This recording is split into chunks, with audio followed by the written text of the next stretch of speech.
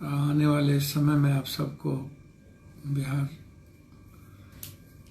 13 करोड़ लोगों को मैं बधाई देता हूँ कि कई पर्व जो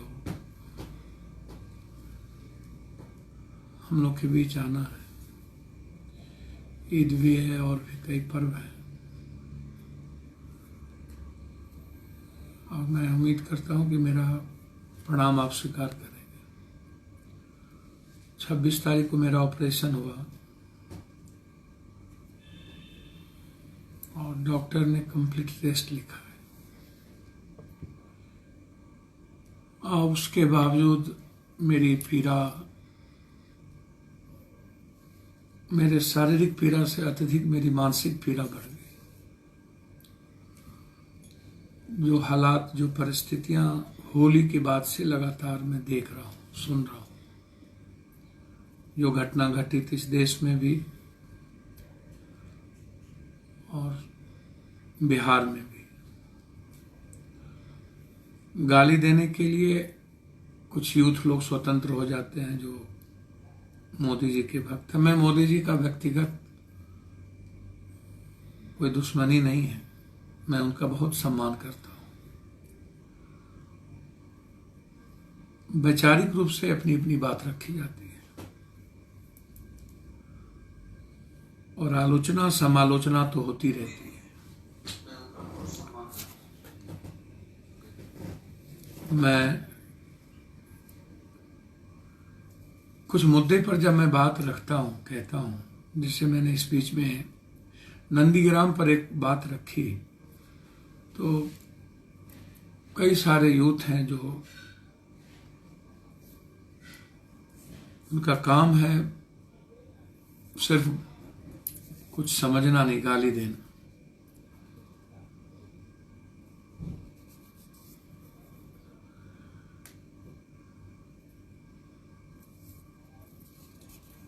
मैं फिर कह रहा हूं कि जो लोग पुलवामा के समय या उसके बाद कई घटना घटित हुई, विधानसभा के चुनाव के पहले हाथ में कैंडल मशाल लेकर के घूमा करते थे, बजरंग दल के लोग, अन्य लोग, मैं आज भी कह रहा हूं, कोई भी व्यक्ति अपने देश के 130 करोड़ लोगों से जो प्यार करता होगा, जाति धर्म मजहब से बिल्कुल अलग, मानवता के लिए जो जीता होगा, इंसानियत के, वह हमेशा अपने देश की बात करता है, अपने लोगों की बात करता है, मनुष्य की बात करता है, इंसानियत की बात करता है। बहुत क्लियर है। आप सोचिए, पॉलिटिशियन कभी भी अपनी सत्ता के लिए इस देश को खतरे में डाल देता है, जाति को खतरे में डाल देता है, मजहब धर्म को खतरे में डाल देता है, इंसानियत और मानवता को खतरे में डाल देता है।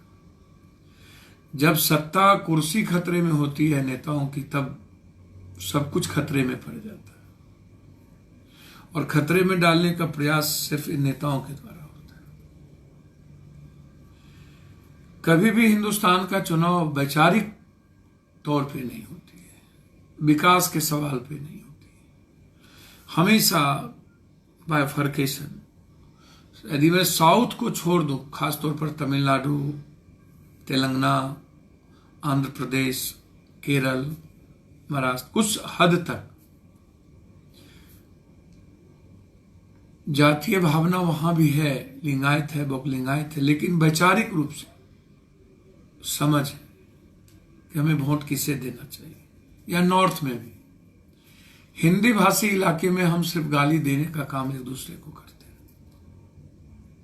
आज इस पर आलोचना नहीं हम कर पाए।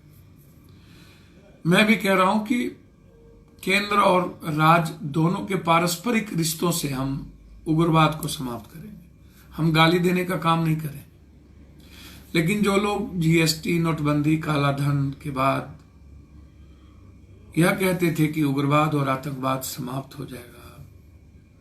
लगातार कश्मीर और चाइना बॉर्डर, अरुणाचल, मणिपुर, नागालैंड, लोग रक्त रंजित होते जा रहे हैं, खून लहूलुहान होता है, नहीं रुकी। आप यदि गिनती करेंगे तो हजारों में हम चले गए होंगे, इतनी अधिक जनसंख्या हो चुकी है। लेकिन सवाल वो नहीं है, मैं फिर कह रहा हूं कि जब हम काम करते हैं तो हम मरेंगे भी, चलते हैं दौड़ेंगे तो डूबेंगे, गिरेंगे भी, तैरेंगे तो डूबेंगे भी।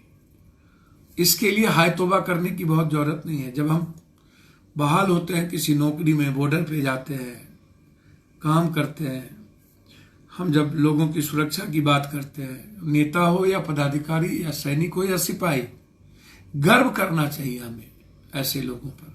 उनका सम्मान होना चाहिए, उनके भविष्य की चिंता करनी चाहिए कि उनके बच्चे, उनके फैमिली को सेफ कैसे करें, इकोनॉमिकल। लेकिन जब कोई भी सेना, कोई भी सिपाही कहीं डेथ करता है, वो गर्व का विषय है। उसके लिए हम हाय तौबा नहीं मचा सकते। यानी कि तनख्वाह लेते हैं, जनता के पैसे का तनख्वाह नेता, पदाधिकारी सभी लोग लेते हैं। आज जो घटना घटित हुई, इतने सीआरपीएफ गए, इंटरनल और एक्सटर्नल सिक्योरिटी पर कभी बात ही नहीं होती है। आप राजनीति के तो जोर घटाव में लगे रहते हैं, कब किस दल को तोड़ना है, कर्नाटक का क्या होगा, मध्य प्रदेश का क्या होगा, राजस्थान का क्या होगा, मणिपुर का क्या होगा, गोवा का क्या होगा। हमारी गंभीरता वो आपका स्टेट, आपके केंद्र के में राज करने वाले, देश में राज करने वाले सत्ता के साथ हो या ना हो, अलग हो, विपक्ष का हो, फिर भी हमें मानवता के सवाल पर एक हो रहना चाहिए। हमें समझना होगा, हम सब उम्मीद करते हैं कि इसकी पूरी इंक्वायरी हो, जज्बात में हम बात ना करें। हम उग्रवाद और नक्सलवाद को सिर्फ समाप्त वैचारिक रूप से और इकोनॉमिकल और उसके पर बात करनी चाहिए। क्या कारण है? तोप और बंदूक से कोई रास्ते हमेशा नहीं निकलते। राज्य सरकार को भी और केंद्र सरकार को भी मिलकर उस पर पहल करनी चाहिए कि वो चाहते क्या है। नक्सल हमारा इंटरनल प्रॉब्लम है, आतंकवाद को हम खत्म करने की तैयारी करना चाहिए हमें। लेकिन इंटरनल प्रॉब्लम जो है उसको हमें दोनों रिश्ते से, दोनों तरीके से। इसीलिए जो घटना घटित हुई, हम किसी की आलोचना किए बगैर, नहीं नहीं गृह मंत्री थे तो इस्तीफा दे दो, ये कर दो। आज नैतिकता के आधार पर देशमुख जी इस्तीफा दे दिए। क्या कितने लोगों पर आरोप लगी, केंद्र सरकार से लेकर स्टेट गवर्नमेंट में, क्या किसी ने इस्तीफा दिया? इतनी बड़ी बड़ी घटना घटित हुई, कर्नाटक के मुख्यमंत्री पर कितने आरोप लगे, क्या क्या हुआ, क्या किसी ने इस्तीफा दिया? तो मोरल वैल्यू की सवाल है। कोई जरूरी नहीं है कि कोई घटना घटित हो तो वो इस्तीफा ही दे दे, लेकिन सवाल तो खड़ा होगा ना, आलोचना तो होगी, लोग तो बोलेंगे और हमें सुनना तो चाहिए। गृह मंत्री जी ताली और थाली बजाने से कोरोना नहीं जाता है, मोमबत्ती जलाने से कोरोना नहीं जाता है। 1.5 साल हो गए, हम भी और दुनिया को भी पता है कि ग्लोबल मार्केट में, वर्ल्ड के मार्केट में क्या है। जब बिहार में चुनाव था तो कोरोना नहीं था। आज आप इतनी बड़ी घटना सासाराम में घटी, लोगों का कहना है कि स्कूल कॉलेज ही पर, कोचिंग पे ही क्यों हमला, बंद क्यों? बीच में जब लॉकडाउन में कोचिंग स्कूल बंद हुए थे तो उसके फीस ले लिए गए, बस भाड़े ले लिए गए। मिडिल क्लास के परिवार को इतनी दिक्कत हुई। कोचिंग माफिया और स्कूल माफिया लोग छोड़ते हैं क्या? ये मैं ये नहीं कहूंगा, स्कूल के खिलाफ भी मैं बात नहीं करूंगा, कोचिंग के खिलाफ। कोचिंग का बिजली का भाड़ा, इन चीजों का भाड़ा सरकार को देना चाहिए, तय करना चाहिए। लेकिन क्या जब हम स्कूल में नहीं गए, हमारे बस पे नहीं चढ़े, तब भी आप हमसे भाड़ा लेते हैं? तो बच्चों में स्वाभाविक है कि एक तो उसका एजुकेशन लैप्स होता जा रहा है। आप ट्रांसपोर्ट बंद कर देते हैं तो उसकी एमआई का मामला आप नहीं देखते हैं, उसके आप मंथली का मामला नहीं देखते हैं। कोरोना अन्य जगहों पर हो जाता है। मैं मानता हूं संक्रमण की स्थिति आप कह रहे हैं 1 लाख से ज्यादा आज बढ़ चुका है और अब बच्चों में जा रहा है। यह सवाल, यह वायरस कैसे और कहां से आ रहा है? अभी 5 राज्यों में चुनाव है, बंगाल में लाखों की भीड़ लगती है, कोरोना नहीं है क्योंकि वहां आप जांच नहीं करते। जहां जांच होगी खांसी सर्दी होगा, और आप जो चाहेंगे दवाई यदि आपको मार्केट में बेचना है, या मुझे लगता है कि यदि पेट्रोल डीजल का जो पैसा है 24 लाख हजार करोड़ रुपया या अन्य पैसे जो हम संग्रह किए, उसको फिर कहीं कोरोना के बहाने हमें कहां ले जाना है, किन पूंजीपतियों के घर को भरना है, किन परिस्थितियों को देखना है, क्या है इसके पीछे साजिश? ये तो लंबी बातचीत हो जाएगी। लेकिन आप जब कोई निर्णय लेते हैं या काम करते हैं, वैक्सीन की बात करते हैं और फिर आप वैक्सीन के बाद भी मास्क और सैनिटाइजर की बात करते हैं, तो क्या हम बाजार में मास्क और सैनिटाइजर को हम बेचते रहेंगे? या बंगाल में, केरल में, असम में, तमिलनाडु में, पुडुचेरी में कोरोना नहीं है? या फिर 2 मई के बाद आप कोई ऐसा निर्णय लेंगे कि जो देश के इकोनॉमी के लिए सबसे खराब वक्त आएगा?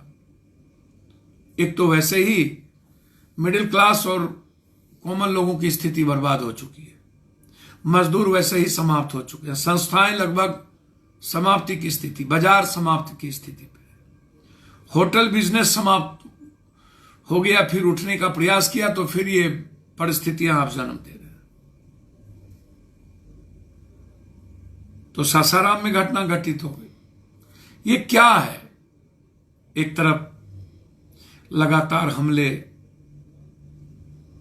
आप 1 करोड़ रुपया 2 करोड़ रुपया उस परिवार को नहीं देंगे, सिर्फ आप उससे राजनीतिक लाभ लेंगे, उससे सेंटिमेंट की बात करेंगे। कोरोना में सरकार अपनी ही पीठ थपथपाते रहेंगे वैक्सीन की बात करके, हम फ्री देंगे बाद में नहीं देंगे। हर दिन प्रचार के माध्यम से आप टीवी पर जनता और सरकार के पैसे से आते हैं और अपनी पीठ थपथपाते हैं। नीतीश बाबू हमेशा अपनी बात करते हैं। जो आज सासाराम में हुआ उसकी हम सबको निंदा करनी चाहिए। मैं यूथ छात्र से भी आग्रह करूंगा, मैं आपकी पीड़ा को समझता हूं, दर्द को समझता हूं, लेकिन पेशेंस आपकी आवश्यकता है।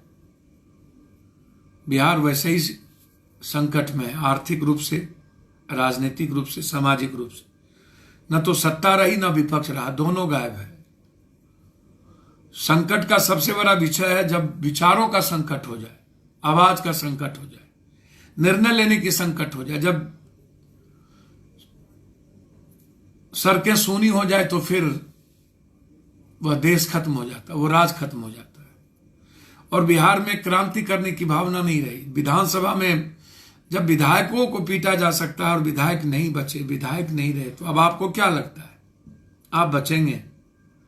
आप पर गोली नहीं चलेगी। बरारी में संजय जी को पीटते पीटते थाने में मार दिए गए। जो कानून लाया गया वो कानून आपकी आवाज, आपकी स्वतंत्रता और आपके अधिकार को समाप्त करने के लिए तो लाया गया। आप बोले या देश बोला? जब दिल्ली में एक कानून लाया गया था तो पूरा 30,000 ही एक तरफ खड़े थे। जब तक कानून वापस नहीं लिया गया लॉयर हड़ताल नहीं किया। बिहार में एक बार भी आवाज उठी? सोशल मीडिया पर कानून लाया गया, आपने नहीं बोला। आइडियोलॉजी धरना प्रदर्शन पर, वैचारिक जीवन पर, अपने अधिकार की बात करने पर, संघर्ष करने की बात आई, उस पर कानून आ गया, आपने नहीं बोला। तो आपको तो यह सरकार देखती चली गई कि आप किस रूप में जीना चाह रहे हैं। तो आप तो नहीं बोले, तो आपको तो इन्होंने समझ लिया कि इनके भीतर लड़ने की, क्रांति करने की और आवाज देने की मादा नहीं है। सिर्फ इंडिविजुअल स्तर पर आप लड़ते हैं। जब आप पर आता है तो आप लड़ते हैं, जब आपकी नौकरी का सवाल आता है, जब आपकी नौकरी जाता है, तब आप धरना प्रदर्शन की बात करते हैं, इंजीनियरिंग की बात करते हैं। लेकिन जब सोशल स्ट्रक्चर को बचाने की बात आती है, जब संविधान और लोकतंत्र को बचाने की बात आती है, तो आप घर से नहीं निकलते, आवाज नहीं देते। अब कौन बचिएगा? जब विधानसभा और लोकसभा में पुलिस ढूक करके कलेक्टर कॉलर पकड़े, उसके बॉडीगार्ड मारे, तो क्या आपको लगता है कि अब कोई थानेदार और कोई सिपाही आपको बख्शेगा? तो जो घटना घटित हो रही है, और जो नीतीश जी बिना सोचे समझे, आप तो निर्णय लेना है तो नीतीश जी परिपक्व निर्णय लीजिए ना, कि किस तरह स्कूल चलेंगे, या बच्चे का एजुकेशन का क्या होगा, फिर बच्चे से माफिया लोग फीस ना लें, या स्कूल को आप क्या देंगे, डोनेट क्या करेंगे, कोचिंग को डोनेट क्या करेंगे। हम सबकी बात करना चाहते हैं। मैं थोड़ी सी और बात करना चाहूंगा। होली के बाद लगातार रक्त रंजित खून की होली सदन बिहार में खेली जा रही है। इस बीच में लगातार आगलगी में भी बहुत लोग डेथ किए, एक्सीडेंट में भी डेथ किए, जहरीले शराब से लगातार मौत हो रही है। सासाराम में, बेगूसराय के बखरी में 14 लोग नवादा में, नालंदा में भी 7 लोग डेथ कर गए ट्रक से। लगातार मर्डर, पिपरा में 3 लोगों को मार के फेंक दी गई। नरसंहार हुआ जहां रावण सेना बजरंग दल के लोगों ने एक विधायक के संरक्षण में वहां पर एक परिवार को ही समाप्त कर देने की कोशिश हुई। एक गैंग है, एक क्रिमिनल्स गैंग है। मैं यह कह रहा हूं, उसको जातीय तौर पे नहीं देखा जा सकता। मैं मानता हूं कि एक बड़ा समाज जो राजपूत समाज है वो आहत हुआ है, सब आहत हुए, मैं सबसे ज्यादा आहत हुआ। मैं होता तो 12 घंटे में वहां पहुंचता। जब घटना घटी तो मैं बेड पे था। अब कुछ लोग इस पे भी लिखना शुरू कर दिए। मुझे आश्चर्य हुआ, दुख पहुंचता है। आप बिना सोचे विचारे जो काम करे सो पाछे पछता है। आप सबको एक घाटी में ना घाटे। कोई भी घटना में पप्पू यादव 24 घंटा से ज्यादा लेट नहीं करता। आज पप्पू यादव 12-13 दिनों से आपके बीच नहीं है, तो क्या विपक्ष नहीं है? क्या विपक्ष को चुप होना चाहिए? आज एक चिट्ठी लिख दी है कि विधानसभा पर क्या कार्रवाई हो रही है। आप सदन में रह करके 34 मिनट तक नहीं पहुंचते हैं और आपके सामने पीटे जाते हैं। मुख्यमंत्री एक रूम में बंद रहता है, वहां विधायकों को पीटा जाता है। तब भी आपको ट्रस्ट रह गया है सदन के नेता मुख्यमंत्री जी और विपक्ष के नेताओं पर, जो आपकी हिफाजत ना कर सके, लोकतंत्र को ना बचा सके। क्या आपको उम्मीद है कि जब पप्पू यादव होते तो वहां या तो मेरी लाश को क्रॉस करना पड़ता? लोकतंत्र बिना बचाए हम जिंदा रहने का क्या औचित्य था? इतनी बड़ी घटना घटी, मधुबनी में इतने बड़े नरसंहार हुए, वहां एक सिंचाई मंत्री थे लेकिन एक ट्वीट तक नहीं किया। एक परिवार में मासूम 2 बच्चे और एक परिवार चला गया। मुझे दुख है, बहुत ज्यादा अत्यधिक दुख है।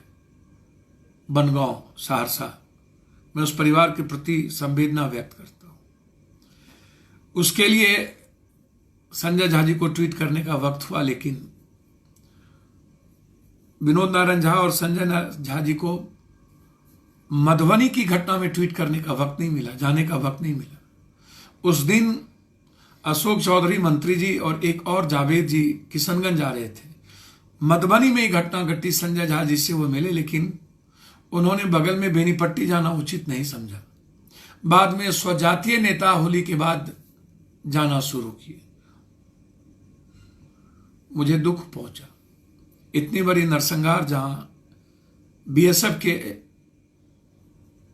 एएसआई को काट दिया गया तलवारों से, रिटायर आर्मी मैन के परिवार को मार दिया गया, उसके लिए सरकार नहीं है क्या?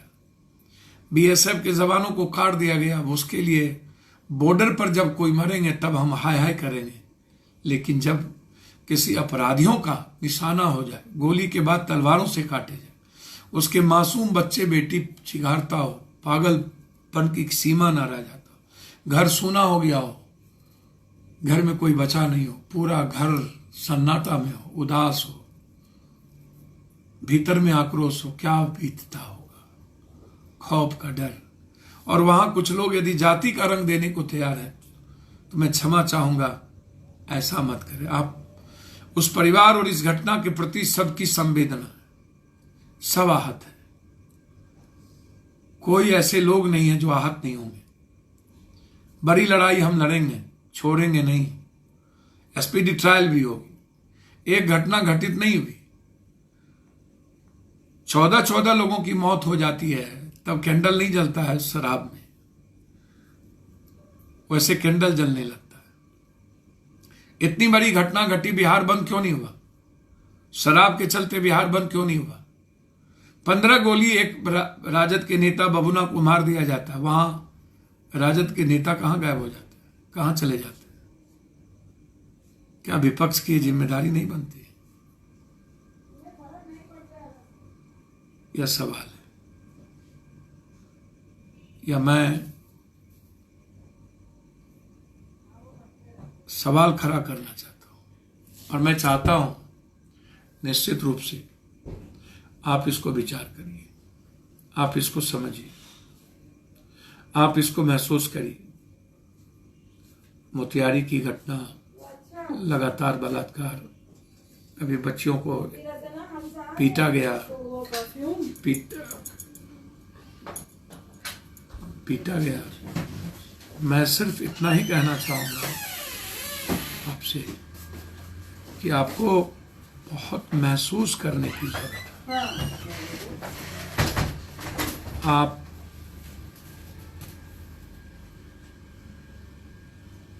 कैसे देखते हैं मुझको नहीं पता। हमारी पार्टी की टीम गई थी,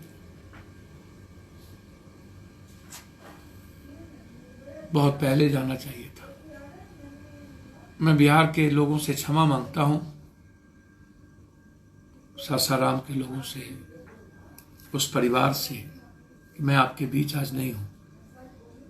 बबुना परिवार से राजनीतिक हत्या हुई, मरवाया गया है, उन्हें एमएलसी का चुनाव लड़ना। दोनों परिस्थितियों में, चाहे उन पर जिस रूप में आरोप लगा हो, डिप्टी सीएम गए थे वहां, मैं धन्यवाद देना चाहूंगा। ये छोटी घटना नहीं है, बड़ी घटना है। हमें यह सवाल रेज करना चाहिए। डिप्टी सीएम महोदय निर्मल बबुना के यहां गए थे, एक बार मधुबनी भी चले जाते। 6 लोग, आज 1 लोग और मर गए, 6 लोग मरे हैं जिन्हें आपके विधायकों का संरक्षण प्राप्त। और ये जो घटना घटी है डिप्टी सीएम महोदय, इसमें एक दल के बड़े नेताओं की भूमिका है। बबुना से किसको खतरा था या कौन सी परिस्थितियां ऐसी आई, इसको समझना होगा। लगातार चारों तरफ मौत पे मौत, यह सवाल है। मैं हृदय से परिवार के प्रति मेरी पूरी सहानुभूति है, मेरा समर्पण है। मैं नवादा की घटना में तुरंत जाऊंगा, और इस दोनों मर्डर में, जो भी मर्डर अभी हुए हैं, आज पता चला कि एक शिक्षक को छपरा में गोली मार दी गई। 32 साल की एक महिला शिक्षक को 6 गोली मारा गया परसा में। आश्चर्य से महिला शिक्षक को 6 गोली। छपरा के नेता गायब। सत्ता पक्ष तो मस्त है, उनको तो लग रहा है कि इससे कोई प्रभाव पड़ना नहीं, मेरी सरकार चलती रहना है। विपक्ष को लगता है कि मुझे तो माइलेज मीडिया का मिल ही जाता है, मैं क्यों बाप करूं, मैं क्यों जाऊं, ट्वीट कर ही देता हूं और वोट मुझे मिल ही जाता है, बैठे बैठे ही वोट हमें मिलना है, तो मस्त रहते। तो आप क्या चाहते हैं? तो बैठे वोट आप देते ही हैं। पंचायत चुनाव आना है, रक्त रंजित होना ही है, और ये लगातार घटना घट रही है। मैं हाथ जोड़ के आग्रह करूंगा, कोरोना से अब इस देश को मत डराइए। सुरक्षा की बात करिए, और कोरोना से मिडिल क्लास, कॉमन क्लास, किसान और मजदूरों के हालात पर चोट मत करिए। अब यह देश सह नहीं पाएगा, आम लोग सह नहीं पाएंगे। प्लीज कोई रास्ता निकालिए।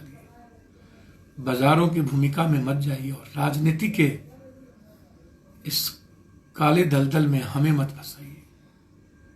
दूसरी तरफ अविलंब न्यायिक जांच हो, और लगातार मेरी उम्मीद है कि सीआरपीएफ के परिवार को नौकरी, और हम ताकत के साथ बदला लेंगे, लेकिन राज्य और केंद्र को एक होना पड़ेगा। हम सब मिलकर एक साथ खड़े रहें। और जिस तरीके से आज अनिल देशमुख ने नैतिकता दिखाई, हर नेता नैतिकता दिखाए।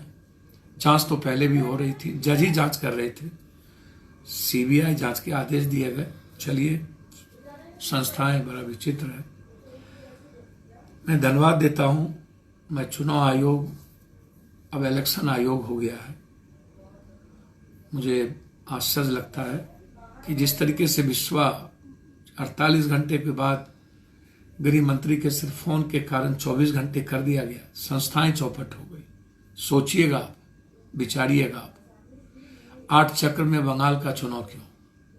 सिर्फ एक 234 सीट तमिलनाडु में, 294 सीट बंगाल में, वहां 8, यहां 1 दिन।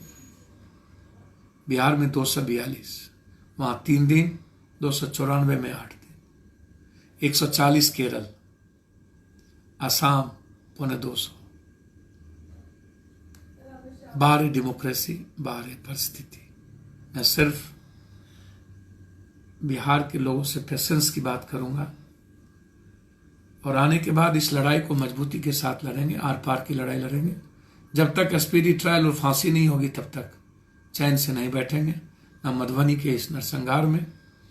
जब तक रावण सेना को रावण की तरह जलाएंगे नहीं, तब तक चैन से नहीं बैठेंगे। वो जितनी ताकतवर हो, यह सेना नेपाल भागे, चाहिए शराब बेच करके धनकट हो जाए, ताकत लगा लेना। तुम्हारे खिलाफ इस लोकतंत्र को बचाने के लिए कुछ भी करेंगे, और जो लोग राजनीतिक हत्या पर आतुर हैं उसको नंगा करेंगे। बहुत बहुत धन्यवाद। नमस्कार।